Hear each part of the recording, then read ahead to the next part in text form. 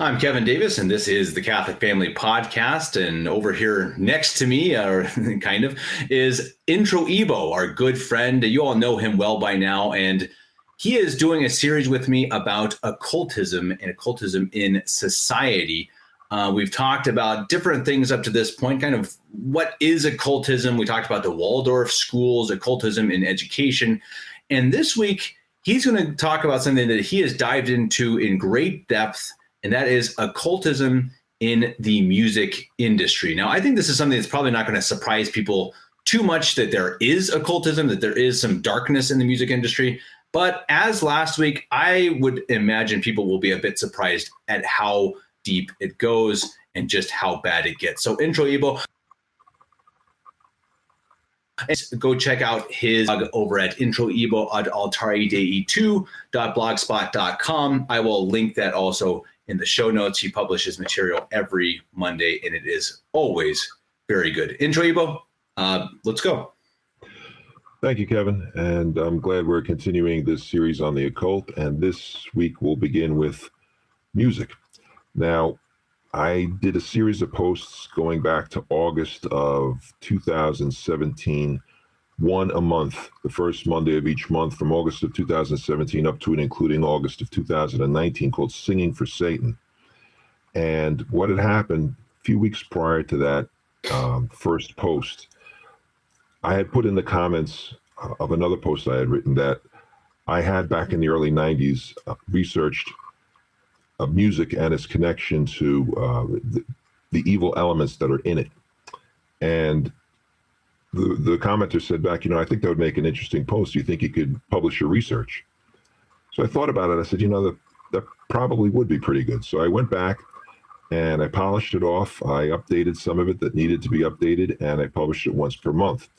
So I'm going to be talking here today about a little of the background that brought me into it, and then I'm going to go into some of the bands and singers that I have researched. I don't know how long. Again, I don't know if we'll be able to get to everything I've done. We'll stop, say, at about an hour. And if the readers want me to do more, if your listeners, rather, well, I have readers, you have listeners. If the listeners want more, I can always come back and do a second part to try to finish up.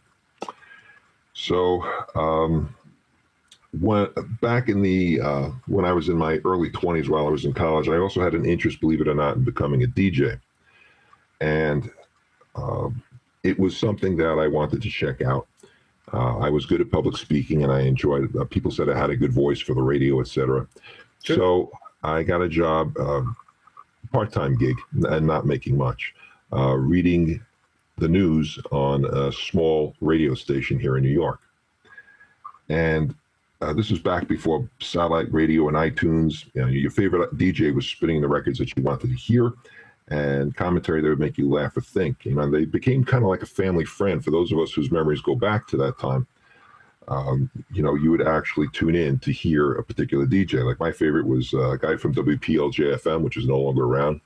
It was 95.5, and his name was Tony Pig, and he had the coolest voice I had ever heard.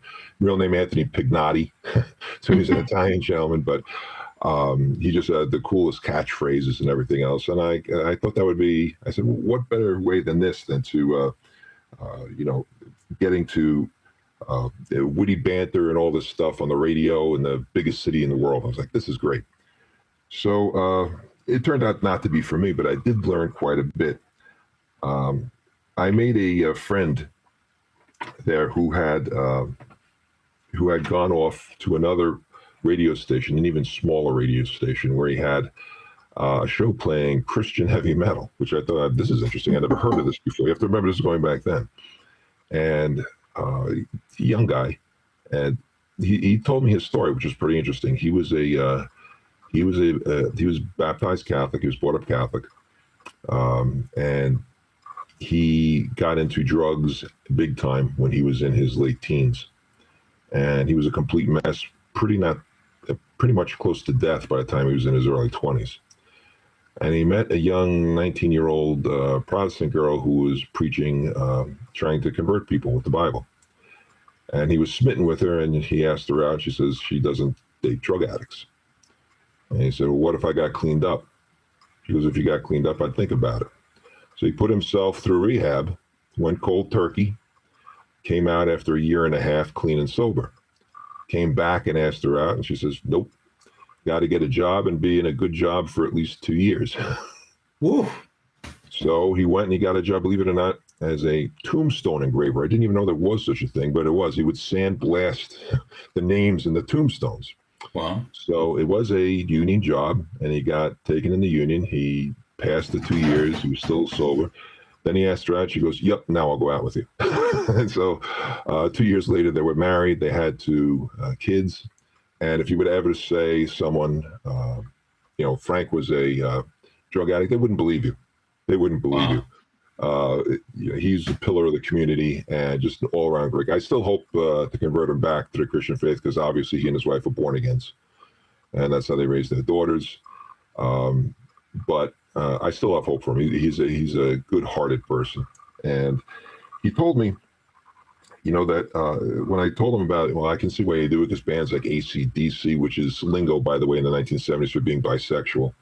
And their songs, with that, it says it right there in the title, and they have pictures of themselves with, horns and, highway to hell. They used to say that it was about, the explanation that the band gave was about how life on the road can be a living hell. You look at the lyrics, here's what it says. No stop sign, speed limit, nobody's going to slow me down. Like a wheel, going to spin it, nobody's going to mess me around. Hey, Satan, paid my dues. Playing in a rock band. Hey, mama, look at me. I'm on my way to the promised land. Woo, I'm on the highway to hell. Yeah, that's about being on the road. Yeah, how stupid they must think the listeners must be, and how stupid some of them really are to be gullible enough to believe that. They want to hear it, so they believe whatever they're told. And he said to me, he said, it's true that is satanic, he says, but you'll find out how much evil there is in innocent bands, or seemingly innocent bands. And so he gave me a couple of leads of things that he had looked up. And I was like, whoa. Because I thought as long as you stayed away from that, or Black Sabbath, I mean, the name says it all. Ozzy Osbourne desecrating a crucifix in the corner of his album called The Blizzard of Oz. I mean, that's obvious. This guy is, they're all satanic. Upside down crucifixes and the rest of it. But when you hear these other groups that were seemingly innocent or innocuous, and he says, this is why you have to stay away from all this, what he called secular bands. The secular bands, he says, with very few exceptions, very, very few, he says, all have something wrong with them. So I said, so in my spare time, I used to go and research them. And sure enough, he was right. Only 2 did I ever find that I looked into who did not have something seriously wrong. Only 2. A guy by the name of Christopher Cross, who is his real name is Christopher Geppert. He was mostly fluff songs, love songs, nothing overtly evil in his music. He is a former Catholic, but nevertheless, he took the stage name of Christopher Cross, and there's nothing really objectionable in what he writes. And the other one was a group called Air Supply, which are 2 Australian guys. I've heard them. Yeah, in the early 90s. They were all love songs, and these guys really are about as clean as they come. They met during, even though I don't like it, they met in the church choir, and they were doing Jesus Christ Superstar. Oh, boy. They've been lifelong friends, and their music is clean. With those 2 exceptions, everyone else that I've researched had something seriously wrong. So what I did is I realized that there are basically 7 evil elements that I found. And in no particular order, I'm going to name them. The promotion of violence, murder, suicide. Number 2, nihilism and despair. Nihilism is the belief that nothing has any meaning and that existence is just here. And in some cases, like Jean-Paul Sartre, they say you're better off dead. 3rd was drug and alcohol glorification. The 4th was adultery, fornication, and perversion, sexual perversion, sodomites, and the rest. The occult, number 5. Number 6, rebellion against lawful superiors. And number 7, blasphemy against God, Jesus Christ in particular, and the one true church. As time went on, now that's how I saw it at that time, but I see it in a little bit different light now. Yes, now you can be, for example, You can be in favor of violence and murder and glorify drugs and alcohol without being an occultist. And in some cases, in some bands, in some of them, they're just, for example, I'll give you just one off the top of my head. Bryan Adams, he was a Canadian singer from the 80s. His songs were perverse, but I didn't find anything that even remotely suggested he was involved in the occult. Mm-hmm. But a lot of them, does the violence, the nihilism, the drug and alcohol, the rebellion, etc., does that come, sexual perversion, does that come, does that lead them into the occult, or is the occult the cause of that? And in many cases, which came first, the chicken or the egg kind of thing? And I'm seeing a definite connection that almost in most cases, it was the occult leading to the rest. In most cases, not all, and some again have no direct connection, at least none that I was able to find. So a few statements I like to make before I get into the first band and go from there is that we have to remember a couple of things. Number one, no one is without sin except our Lord Jesus Christ and his blessed mother. So it's one thing if a singer was an alcoholic or a drug addict and now repents. I think that's noble. As opposed to someone who glorifies it by their songs or thinks that it's no big deal. So there's a difference there. Right. The other thing, a couple of things I like people to realize is that you must, again, learn to discern what is appropriate music once you have the facts. Would you feel comfortable listening to a song while Jesus and the Blessed Mother were sitting next to you? That's the test I always say. Right. If Christ was sitting next to you on your right and the Blessed Mother on your left, would you be okay playing this song? If the answer is yes, keep listening. If the answer is no, shut it off. Don't delude yourself to think that you are not affected by the music because you're an adult. There's a reason why advertisers are willing to spend $5 million for 30 seconds during the Super Bowl. Sure. Right? People are persuaded through the media. Now consider the hours that people spend listening to music. I hear people telling me, well, I only listen because I like the beat. Yeah, but subconsciously your mind hears the lyrics. You might even sing them to yourself without thinking consciously about what those lyrics really mean. How would you like your daughter singing Like a Virgin touched for the very first time? All right, when lyrics are depressing, you can become depressed. I was slightly depressed during that time before I broke the habit. And there was a direct correlation, in my personal experience anyway. When lyrics glorify what is wrong, you might come to regard it as less of an evil than it really is, thereby giving an opportunity to temptation and sin. And it's not long before venial sin becomes mortal sin. And no one wakes up one day and says, I think I'm going to be a heroin addict. It doesn't happen like that. It starts off very mild, and then you lead up to it. So there's just like 1962 wasn't a magic year when everybody became a heretic. There's right. Things that led up to it. So there's no such thing. I know people will disagree with me on this, but I'm going to say it. There's no such thing as an evil beat. My spiritual father, the late great Father Dupois, was once accused of somebody in the congregation of playing an evil hymn, Holy God, we praise thy name. Yeah. And Father devoted a whole sermon, as only a former professor of moral theology could possibly do, and a approved canonist, to the topic that God allows us to make music, and there's no intrinsically evil music. It is the lyrics that make it good or bad. There's a Catholic Holy God, we praise thy name, and a Protestant version, which corrupted the lyrics. We, of course, used the Catholic one, as did Father. And I'm going to present the artists and groups in no particular order. It's not like I'm going in chronological order or anything like that. Most of them circa 1964 to 1996. Since it was an interest of mine, I've added information over the years on more contemporary artists and kept up with developments on those who still perform. I've stopped that now, basically. Keeping up.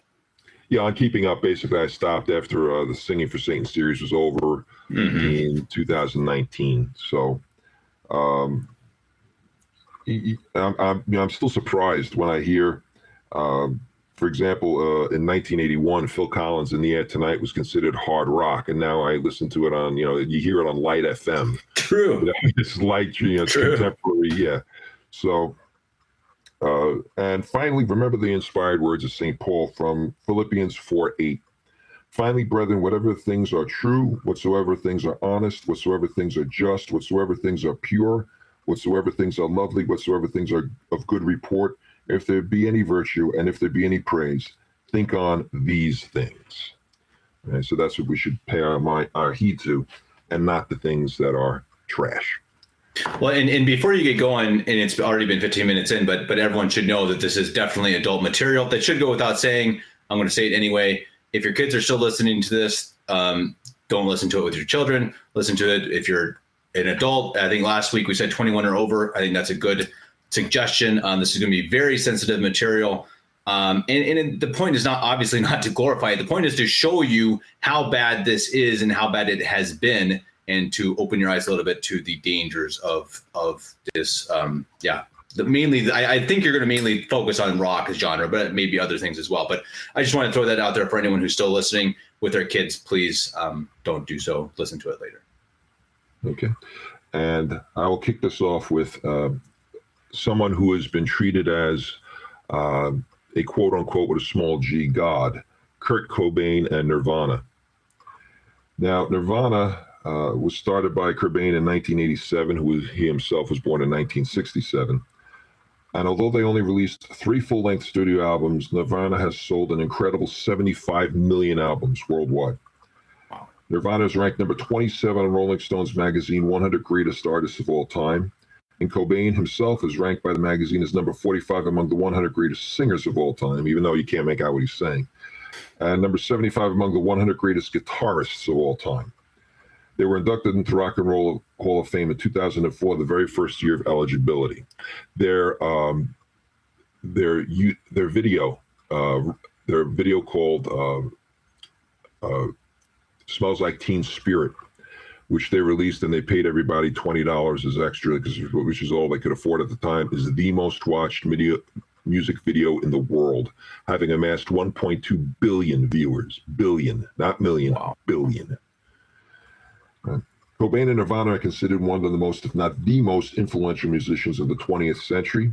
Nirvana has been called the Beatles of the 90s, and Cobain has actually been called the John Lennon of the 90s. Just like the Beatles and Lennon, they're anti-Christian and spread an evil message. Cobain formed the band with his high school friend Chris Novoselic, born 1965, who played bass, and they recruited Dave Grohl, also born in 69, to play the drums. The band was originally to be called Fecal Matter, great name, but Cobain decided on Nirvana, the pagan Hindu and Buddhist concept of a release from reincarnation where your individuality is blown out like a candle. Now, he was born in Aberdeen, Washington, and Cobain's parents divorced when he was 7, an event that greatly traumatized him. He said, and I quote, "I had a really good childhood.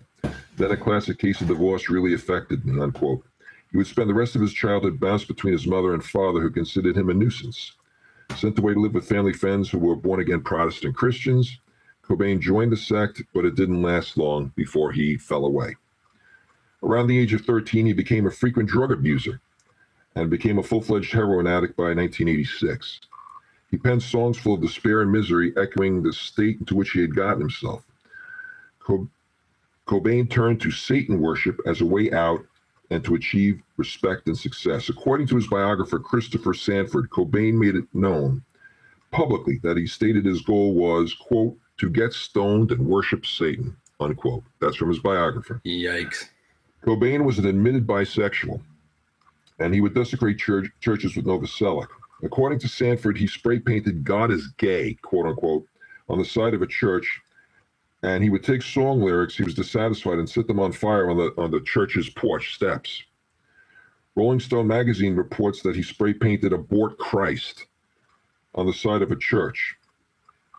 In the same article, it is stated that Cobain made satanic-looking dolls and hung it from a noose in his window.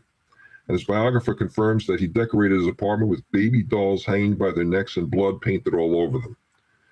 He sported a most blasphemous statue of the Blessed Virgin Mary, which he personally decapitated.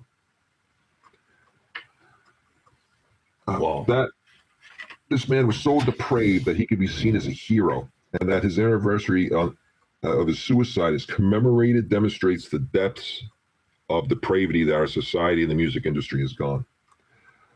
Cobain's degeneracy doesn't stop with sick and sacrilegious acts. He became involved with witchcraft and began casting spells. He met occult author William Burroughs, a whoremonger and a bisexual pervert whose book Naked Lunch, published in 1959, was so perverse it actually went to court and was considered a violation of the U.S. anti-sodomy laws at the time. Burroughs accidentally, quote-unquote, killed his wife in Mexico while he was drunk and playing William Tell. See if he could shoot an apple and wound up shooting her in the head. He was convicted of manslaughter and spent time in prison. Burroughs had such an influence on Cobain that William S. Burroughs received special thanks on their third album, In Utero, for being a cherished inspiration to Kurt Cobain. Yikes. Cobain was so obsessed with the Church of Satan founder and author of the Satanic Bible, Anton LaVey, he asked LaVey to play cello on their first album. But for reasons unknown, it never happened.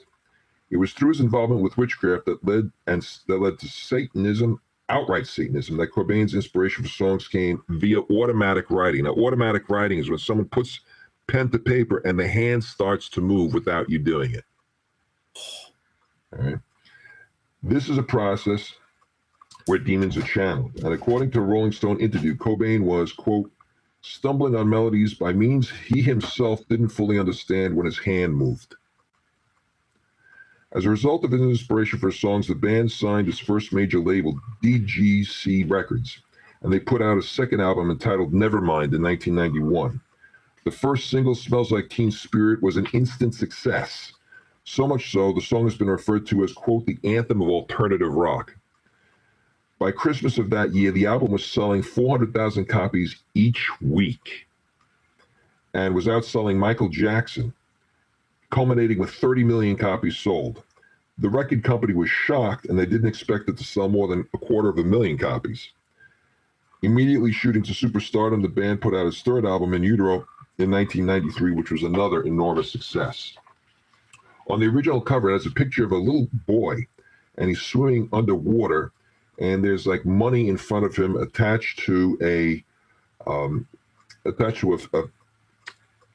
line. It's on a hook attached to a swimming pool, like it's trying to get the kid to grab the money to pull him out. And there's a clear picture of the child's penis on the cover. So there was such outrage, they had to go back and Photoshop out the genitalia. His demon-inspired music changed the face of rock and even pop music. While the message of rock and pop in the 1960s was about attacking traditional values like the Beatles and that, talking about drugs, Nirvana led the way to attacking human existence itself. The ideology they sold was that human life is a waste spent in pain and that the lives of others only serve to compound each other person's suffering. Everyone is better off dead, he said. Cobain, in spite of his satanic beliefs, also held to pagan ideas as Nirvana. And Cobain told Rolling Stone magazine, I would prefer to be in a coma and just be woken up and wheeled out on stage, play my music, and then be put back in my own little world so I don't have to deal with anybody. Direct quote. His song Polly is about the abduction and rape of a 14-year-old girl. What? Which took place in Washington. It's based on the true story in 1987 when the girl was forcibly taken while leaving a rock concert. This malevolent creature decided to suspend her upside down from a pulley in his mobile home, raped her, and then tortured her with a blowtorch by slow death. The song is told from the point of view of the rapist. That's like telling World War II from the point of, Adolf Hitler. Right. Who would do something that perverse and sick? If I were to say sick, that doesn't even begin to describe someone who would pen something like this and have people singing along to it. Crazy. So I'm going to, because like I said, I'm going to skip those lyrics. I think people get the idea. The song Lithium is about religion being the opiate of the masses, as communist founder Karl Marx said. So he thought that religion was just a waste of time, except, of course, he was involved in Satanism himself, which is itself a religion. The song I Hate Myself and I Want to Die, gee, that's one of his songs, glorifies suicide and would become a self-fulfilling prophecy. He himself would take his life.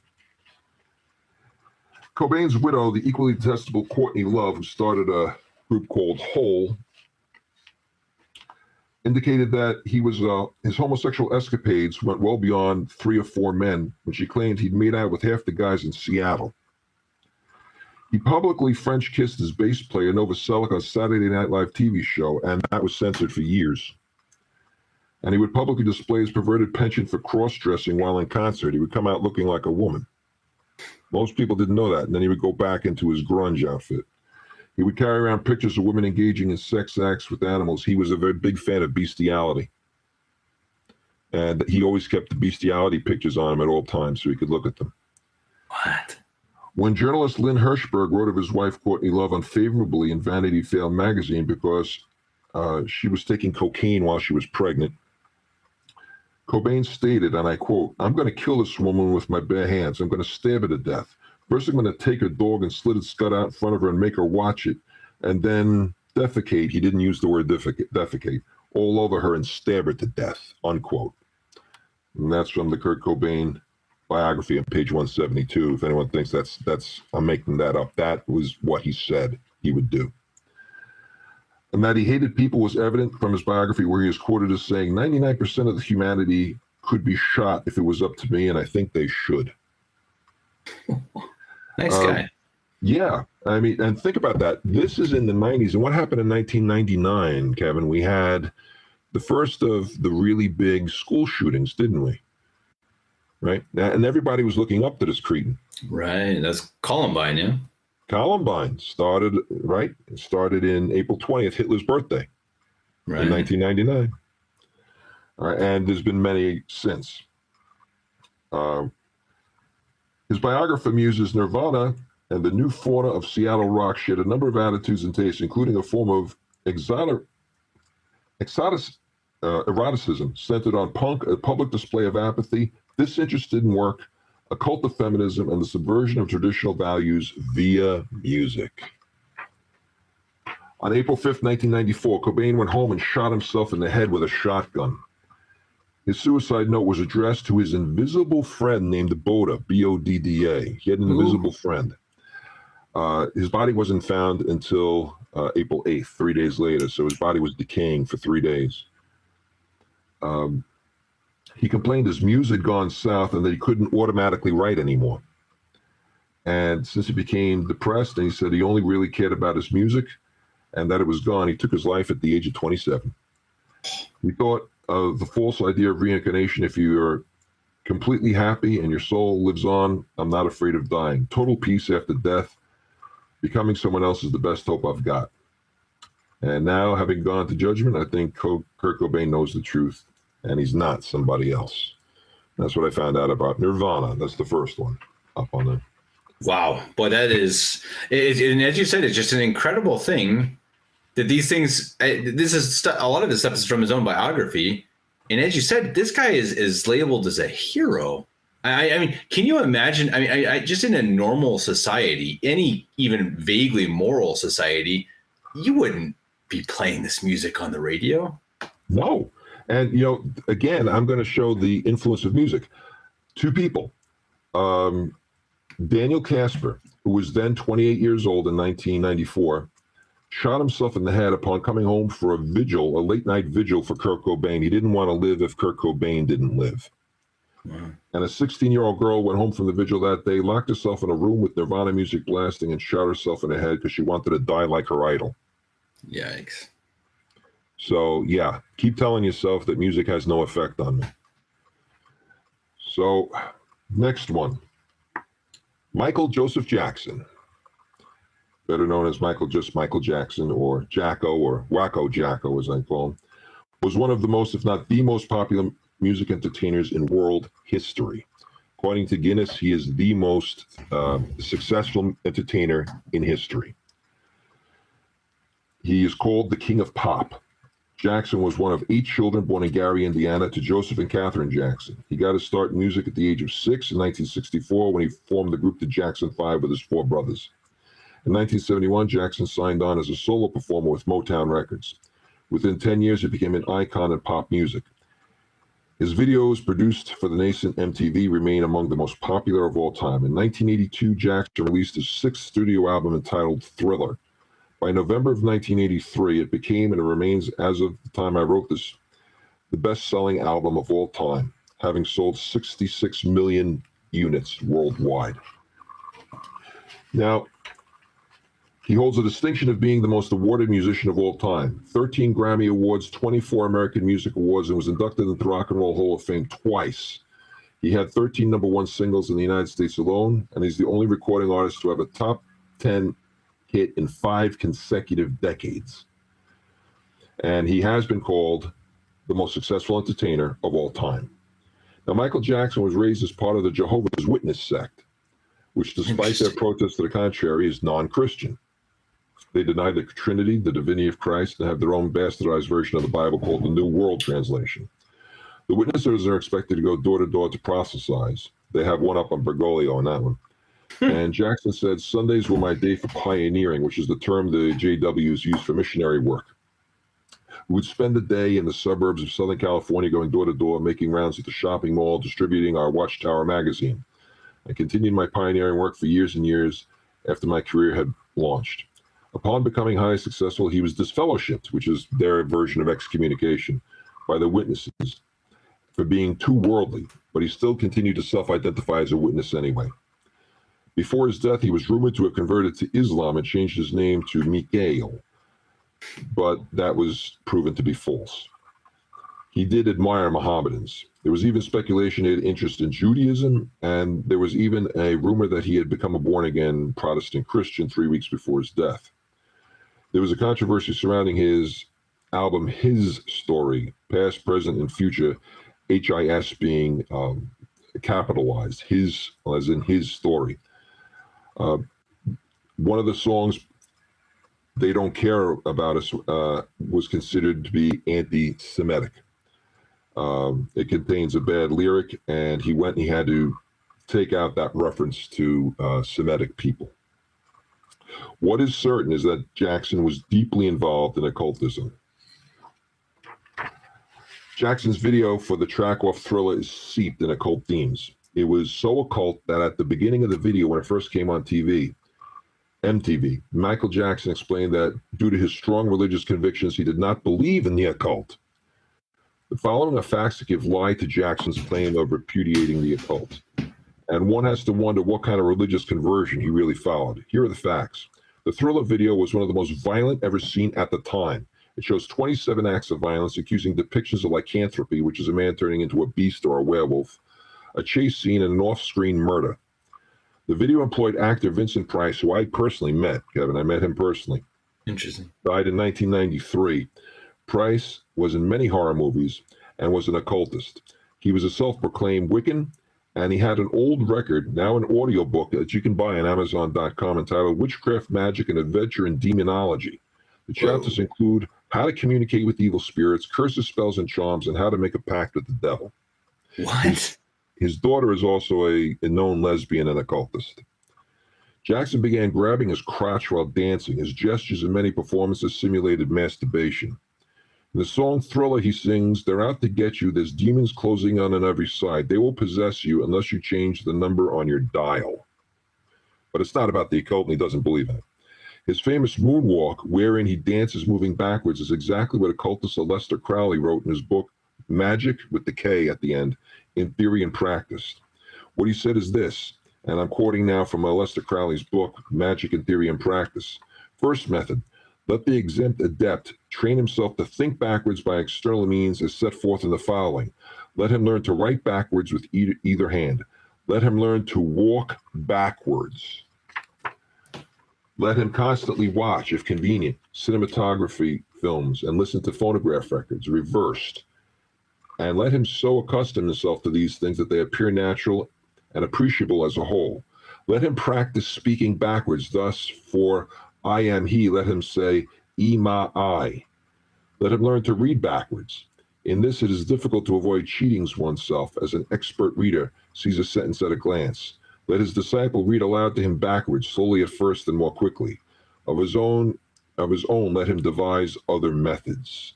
And that's directly from Aleister Crowley. Backwards masking, I was there in the studios in 1985, 485. When backward masking was considered to be a hoax, and no, I was there. They took the Led Zeppelin record, and where they had the song Stairway to Heaven, considered one of the greatest rock and roll songs of all time. And I was there. I heard it. When the record was played backwards, it says "My Sweet Satan" very clearly. Very clearly. And I can't deny what I heard with my own ears. So this is Jackson doing everything backwards. The moonwalk was the first time you see someone like moving backwards. His song Beat It contains backward masked words, believe in Satan. Believe in Satan. According to the New York Times, there was a cult that sprung up within Jehovah's Witnesses calling themselves the MJ cult, the Michael Jackson cult, wherein adherents believe that Jackson was the archangel St. Michael, who was described in the book of Daniel, chapter 12, verse 1, as the deliverer of the people. Quote, and at the time shall Michael stand up, the great prince which standeth for the children of thy people, unquote. Since the JW sect thinks St. Michael the archangel became Christ, it is, in a very real sense, Jackson is seen by Christ by those in that cult. He had a room with mirrors where he claimed to communicate with spirits of notorious sodomite Liberace. According to Jackson, quote, I have my own secret room with a moving wall and mirrors. Liberace is the voice I hear in there. I feel his presence very close to me. He's even given me permission to perform his theme song, I'll Be Seeing You, unquote. Liberace's ex-lover, Scott Thorson, claimed to have had an affair with Michael Jackson for an extended period during the 1980s. Michael Jackson claimed that other spirits spoke to him in that room, and music was audibly communicated to him through dreams. Therefore, he was merely the messenger bringing those songs into the world, but he really didn't compose them. In 2000, Vanity Fair magazine reported that Jackson went so far as to bathe in blood and have a number of animals sacrificed so he could put death curses on Steven Spielberg. On Steven Spielberg and others. In the article, it was claimed that Jackson attended a voodoo ritual in Switzerland, and a witch doctor named Baba sacrificed 42 cows as part of a death curse ceremony. Jackson ordered his former business advisor, Myung Ho Lee, to wire $150,000 to a bank in Mali to cover the cost of the ceremony. The witch doctor promised Jackson that Spielberg, music mogul David Geffen, and 23 other people on Jackson's hit list would die. But ironically, it was Michael Jackson himself who would end up dying the premature death and not the others. Turn to Satan and he'll give you what you deserve. Trickster, yeah. Known by the name Jacko in the press, his erotic behavior gave him the moniker of Wacko Jacko. Here is just a partial list of his erotic and downright sick behavior. Here's a list of what he has done. Michael Jackson was proudly admitting to sharing his bed with children. He says he sees nothing wrong with a 44-year-old man having relationships and insists there is nothing sexual going on. He said, and I quote, I give them hot milk, and we have cookies together. It's very charming. It's very sweet. It's what the whole world should do, unquote. A 44-year-old man should be in a bed with a 9-year-old having milk and cookies. He was accused of child molestation in 1993 by a 13-year-old named Jordan Chandler. Although the police confiscated pictures of scantily clad boys from Jackson's home, they were not pornographic under the legal definition, so he was charged with no crime. Chandler's father sued and Jackson settled for $22 million and an admission of no guilt. He was accused a second time of molestation in 2002, child molestation, but was acquitted on all charges after trial. Jackson married Lisa Marie Presley, daughter of the late Elvis Presley, in 1994. She was seen largely as his beard. That's a term for a woman who is there to disguise someone who's really homosexual, but he doesn't want to be known as homosexual. So, he can't be homosexual because he has a wife type of thing. He has a wife and kids. So this is a man who's basically bisexual. If they have a kid, then he's bisexual. And if not, then he is homosexual. He's just putting on a front. They don't do that anymore. They don't have to do it anymore. Society is now so accepting of it. She went out of her way, that is Lisa Marie Presley, went out of her way to tell the media that she and Jackson had sex together. Now, when you have to go out of your way to say you're having sex with your husband, there's something wrong with that. And they divorced less than 2 years later. Less than 2 years, that so-called marriage left. Wow. He married his longtime friend, Deborah Jean Rowe, in 1996, had a son, Michael Jr., in 1997, and a daughter, Paris, in 1998, and then promptly divorced her 1 year later in 1999. He had a home at an amusement park he called the Neverland Ranch, after the fictional cartoon character Peter Pan, a boy who never wanted to grow up. In an effort to clean up rock and pop's tarnished image, Jackson wrote the song "We Are the World" for quote-unquote Band-Aid, was the name of it, an effort by musicians to raise money for starving children in Africa, and it was performed in 1985. It contained superstars singing the song composed by Jackson and Lionel Richie.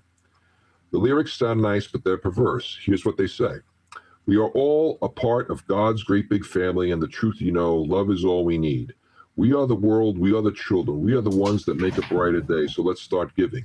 There's a choice we're making. We're saving our own lives. It's true we make a better day, just you and me. Send me your heart so they know that someone cares and their lives will be stronger and free. As God has shown us by turning stone to bread, so all must lend a helping hand. Now, in the sense that God made us all, we are a family, but not in the egalitarian sense that God loves us in spite of our actions and apart from our beliefs. Second, Christ and his church is what we need, not some nebulous idea of love. And third, the song says we're saving our own lives, but Christ says, for he that will save his life shall lose it, and he that shall lose his life for my sake shall find it. And that's from St. Matthew 16:25. Finally, God never turns stone into bread. That's how Satan tempted Christ in the desert. Quote, then Jesus was led by the Spirit into the wilderness to be tempted by the devil. After fasting 40 days and 40 nights, he was hungry. The tempter came to him and said, if you are the Son of God, tell these stones to become bread. And Jesus answered, it is written, man shall not live on bread alone, but on every word that cometh forth from the mouth of God. And that's from St. Matthew chapter 4, verses 1-4.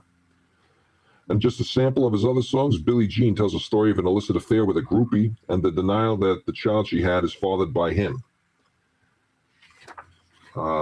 Work That Body is the tale of a sordid hookup with a stranger. And he has another song called In the Closet, which is not about sodomites, but having sex all night with a nymphomaniac. So there's the wonderful Michael Jackson for you. It's really it's again a sad thing that I have danced to his music. You go to a wedding or something and Billie Jean comes out, or even Thriller. I mean, it's one of those things that it gets to be so part of normal life and culture that it's just normal.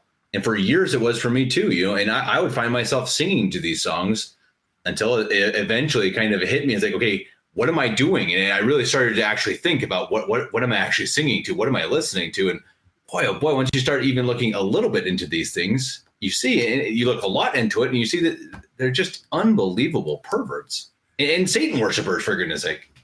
Yeah, I hope you. And I just named two bands. We immediately see an occult connection.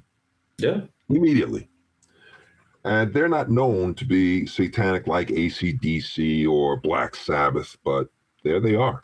Michael Jackson is usually not considered in the same genre as AC/DC or Judas Priest or any of those other bands, but there he is. Now, the next one is. So real quick, before you keep going, I'm really curious what you think. Do you think that do many of these artists become famous because they are willing to, I guess two questions. I mean, do you think part of it because, do they sell their souls and then the devil gives them a deal kind of, or do you think that in order to get big in Hollywood or in music, you have to give into, that has to be part of your act almost in order for you to make it big? I don't think it's an act. I think they actually do. I mean, there's some who are open, but for example, King Diamond, whose real name is Kim Peterson, is a member of the First Church of Satan. He makes no bones about it. You can look it up. I mean, he's there. The other, Marilyn Manson. I mean, his real name, Brian Werner, is a member of the First Church of Satan. Anton LaVey. Anton LaVey, they're actual members. And Marilyn Manson, you know where they get their names from? First name is from some famous model, Marilyn Monroe, and the last name is from a serial killer, Charles Manson. So it's Marilyn Manson. And there's another one called Twiggy Berkowitz, which is Twiggy the model and David Berkowitz, the son of Sam Killer here in New York. And this is where they get their names from. And they're actual Satan work. Now those, they're out in the open. They're less, in my opinion, they are less of a threat than the others. Because you know what they are. They don't make any bones about it. Right. The sad is that you have people following them. But I don't think it's part of it, even if it's part of an act. In some cases, could it be part of an act? People have said that, but you can't constantly sing about things that are evil. Like I said in the last episode that we had, I said, if you open a door to hell, they'll take you up on it. This is not things to be playing with. These are not things to be playing with. And I think people who start out playing with it, play with fire, you'll get burned. They got burned. But do you think that they have to, like, in order to get big, that has to be part of it? So maybe they start out as innocent musicians and talented singers, etc. And in order to get big, they either have to sell their soul, or they actually have to become Satan worshipers or part of the occult in order to get, famous with the publishers or whoever's making these decisions. I mean, is it kind of a planned thing, or is it just kind of random, I suppose, or does just people just end up as part of the occult when they're into rock and roll and music? I think in the industry, if you really want to make it big, you have to be connected to the occult. You have to have a boost. Yeah, you have to have a boost. There's too many of these bands, too many, who claim automatic writing. Michael Jackson, it came from his room. I mean, the other one, Kurt Cobain, automatic writing. I mean, and that's when he became famous. Right. That's when he became famous. And then after the third album, he said he couldn't automatically write anymore. And so he killed himself. So Satan gave him something only to take it away, and he wound up probably damning himself. And how many other people, who imitated him. So yeah, I do think it's something that you need to get into in order to make it really big. That's my opinion. Again, do I have ironclad proof of this? Apodictic certainty? No. But from what I've researched, and you can see it's pretty in depth, I say, yeah. I say you do. We're going to come across another one right now. Fleetwood Mac and Stevie Nicks. Stevie Nicks, one of the most attractive women in rock and roll at the time. She boldly proclaims herself to be a witch. And she just sold the rights to her music. She sold the rights to her music for $100 million. Doing rather well for herself. And that's not including all the money that she made with Fleetwood Mac and as a solo performer. She was born Stephanie Lee Nicks in 1948. She was unable to pronounce her first name as a small child, saying TD, and resulting in her childhood nickname of Stevie. And that's what she adopted as her stage name. Nicks enjoys dressing in long, flowing witch gowns, and usually with a hood on it. And she inserts Wiccan imagery and incantations into the albums of both Fleetwood Mac and her solo endeavors. Her soft rock image serves as a cover for the sinister messages that she brings through her music. Nicks believes that she's the reincarnation of a Welsh witch named Rhiannon. That's where the song comes from. Rhiannon. What? Yeah. Really? Okay. Okay. And there's people naming their children Rhiannon, naming their girls Rhiannon. It's after a witch. Whoa. And her music is published under the name, check this out. Anyone who doubts me, go check out the name of the company under which she published her music. Now she sold it, of course, but it was Welsh Witch Publishing Company. What? All right? Yeah. Although Nicks now denies ever having had involvement in witchcraft, her past interviews and song origins and lyrics give the lie to that contention. According to a feature story about Nicks that I have in The Ringer magazine, Nicks wrote the song Rhiannon after stumbling upon Mary Leader's book, Triad, a novel of the supernatural in an airport bookstore. That is a occult-themed book. At the time, she just liked the way the name Rhiannon sounded, but later she'd grow to feel a kinship with the Celtic deity's origin story. This name in there was about, the name Rhiannon was a Celtic deity in this novel. And ever since, she's taken to using the word as an adjective. If she thinks something is good, she says, it's very Rhiannon. Right? What? Yeah. So she said that she wrote the song in her attempt to distance herself from Wicca. The name Rhiannon is of a pagan Celtic goddess obtained from reading a book on the supernatural. So it's not a very reassuring denial when she tells us that she wasn't a witch. She claims to have been able to write the song just 10 minutes after she finished the book by automatic writing. All right. While touring, Stevie would sometimes open the song, informing the audience the tune is about an old Welsh witch. And here are the lyrics. You decide for yourself. Rhiannon rings like a bell through the night, and wouldn't you love to love her? Takes to the sky like a bird in flight, and who will be her lover? All your life, you've never seen a woman taken by the wind. Would you stay if she promised you heaven? Will you ever win? She is like a cat in the dark, and then she is the darkness. She rules her life like a fine skylark, and when the sky is starless, all your life you have never seen a woman taken by the wind. Would you stay if she promised you heaven? Will you ever win? In concert, the following lyric was added by Nicks every time. Once in a million years, a lady like her rises, Rhiannon. You cry, but she's gone, and your life knows no answer, and your life knows no answer, because she believes that she has risen, that she is Rhiannon that has risen. After her success of the eponymous album Fleetwood Mac, which featured the song Rhiannon and the follow-up Rumors of 1977, considered one of the, well, not considered, but is one of the best-selling albums of all time, selling 40 million copies and staying #1 on the Billboard charts for an amazing 31 weeks. You can see Nicks dressed as a gypsy in a witch gown and holding a crystal ball in her hand. Her boyfriend, Lindsey Buckingham, who was a member of the band at the time, has what appears to be 2 balls hanging down from a string between his legs, a disgusting occult way of showing genitalia and virility. In her debut solo album, Belladonna, in 1981, Nicks is seen dressed as a white witch, the whole idea that witches can be good, holding a cockatoo with a crystal ball at the bottom left-hand side surrounded by flowers. Belladonna is the name of a plant known as deadly nightshade. It's been used as a cosmetic, a poison, and medicine throughout history.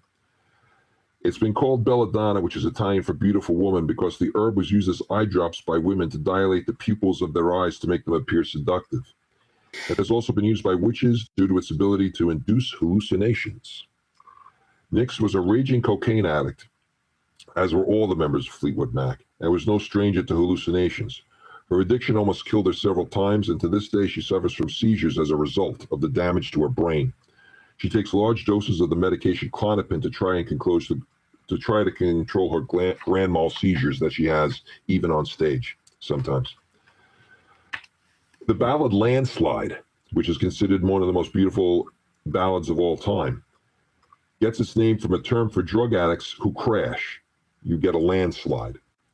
And it talks about snow-covered hills, cocaine, and a mirror in the sky, the large mirror used to snort cocaine. She asks, what is love? So I took my love, I took it down, climbed a mountain, turned around, and I saw my reflection in the snow-covered hills till the landslide brought it down. O mirror in the sky, what is love? Can the child within my heart rise above? Can I sail through the changing ocean tides? Can I handle the seasons of my life?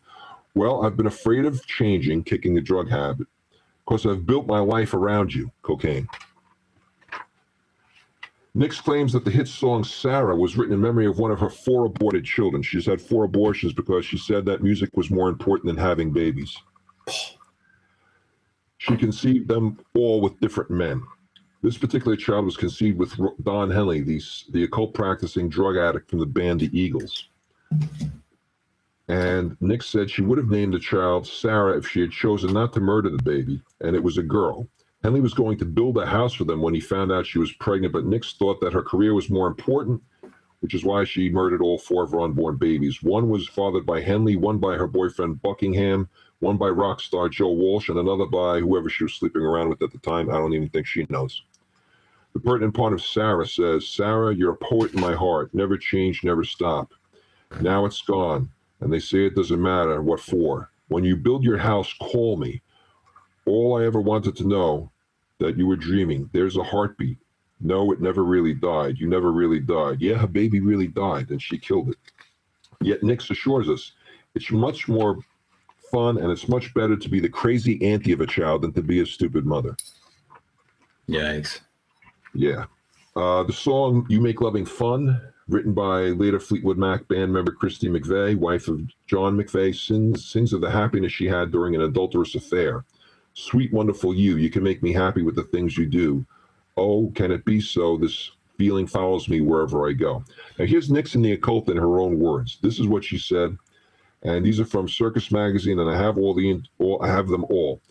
It's amazing, quote, "It's amazing because sometimes when we are on stage, I feel like somebody's moving the pieces. I'm just going, God, we don't have any control over this. And there's magic. At the end of the song, Gold Dust Woman, Nicks makes an unearthly sound while singing as if she were possessed. And if you ever want to hear that, it sends chills down your spine. It really does. It sounds like there's something taking her over." Yikes. Discussing her wicked belief in reincarnation, she said, "I think I spent a lot of time in the old churches like a monk. I'm very comfortable around that kind of music, with that kind of creeping around, with being very quiet. My ballet teacher believes that my head was cut off in another life too.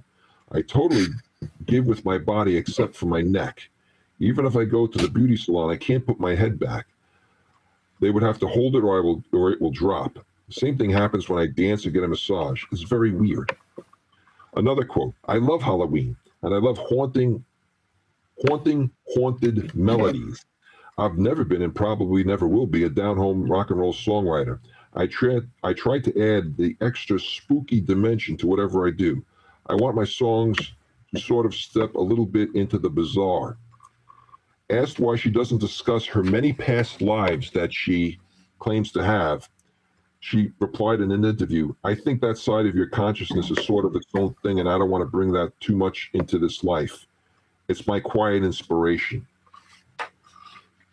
So there again, we see the cult origin and influences in Stevie Nicks, a self-proclaimed witch who now says that all of that was not true. Wow. Well, and it's another. It's kind of. I mean, it's even less than Michael Jackson. I mean, they're almost pop. I mean, almost not folk music, but very, very light. At least the songs that are famous, the songs that I've heard on the radio. And again, if you didn't listen to you read those lyrics, I would never have guessed those were the lyrics to those songs. I would never have thought it. I mean, I wasn't around at the time, so I don't know much about their lives. But from just hearing the music, I would never have imagined it. And it shows you, again, the danger of it. This is why I think it's so important to do these types of shows, to make people think. And hey, I mean, go read some lyrics, I think. You know, if you want to keep listening to this music, go actually read it and look into the lives of these artists, because you might just change your mind. Absolutely. And, you know, again, I'm glad you said that, because back in the day, this was considered hard rock. In the late 70s and early 80s, and I remember that clearly. You know, I was, let me see, in 77, I was 12.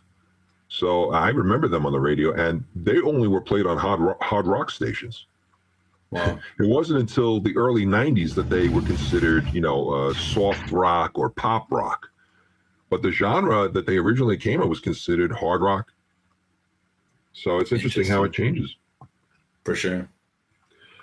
So I'll let your, we've gone for about an hour. I'll let your listeners decide if they want to hear more of this or they'd like me to move on to another topic.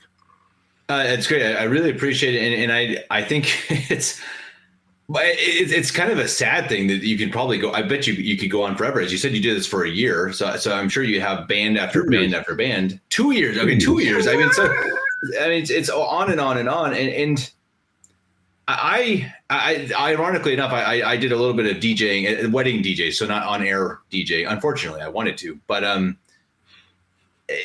eventually, again, you know, you start watching the music videos. I think that's what really actually turned me off to rock and roll in general. Is that when I listened to the music, it didn't really strike me as being bad or evil. Not often. Sometimes AC/DC, of course, but then I would just come across some of these music videos that I'd never seen while I was trying to, you know, look for songs for weddings and whatnot.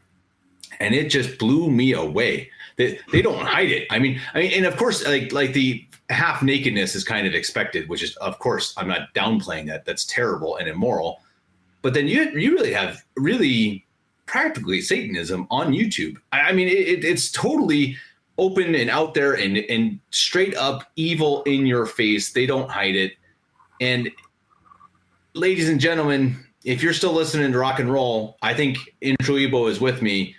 Really, really consider it and really consider what you're putting into your head and your kids. Yeah.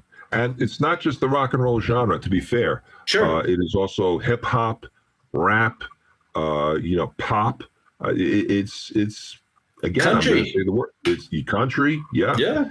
Yeah. It's around, but I'm saying this is what I looked at, and I've looked into some hip hop and some pop artists as well. And again, it's always the occult connection. And here again, we've just seen examples of. Did anyone really think that Michael Jackson was that deep into the occult, where he had a room to contact Liberace? And yeah, it's crazy stuff. But I mean, it's all there. The citations are all there. It published interviews with major magazines. I still have the copies. I mean, this really happened. And if you look at the lyrics, and you hear their explanations for them, it's there. Yeah, it's crazy. If anyone wants more details before we can have another show, go definitely check out Introibo's blog at introibo.2.blogspot.com. I'll again attach that link in the show notes. He publishes things every Monday, though the music section, I think he's been done for a few years now, but 2 years worth. You guys can go catch up on all that material and let us know for sure. Let us know in the comment section if you would like us to cover more about music, or if you'd like us to talk about yoga. I think yoga was one of them. There was a few other things that people asked for you to discuss about occultism in society. So anyone listening, please let us know what you would like to hear. And as always, Introibo, thank you so much for your hard work. You're looking into these things and digging up ugly truths. I mean, these are not pretty things. They're not nice things to talk about or to hear, but they're really, really important if we want to change society, which we're probably not going to do. But if we're going to at least change our families and ourselves and the people that we're around, then, well, knowledge is power, and you really do need to know in order to change things. So we appreciate it. We really appreciate your time and you coming on here, and we look forward for next time, whatever the topic is. Thank you, Kevin. I look forward to it as well. Awesome. God bless you. Until next time.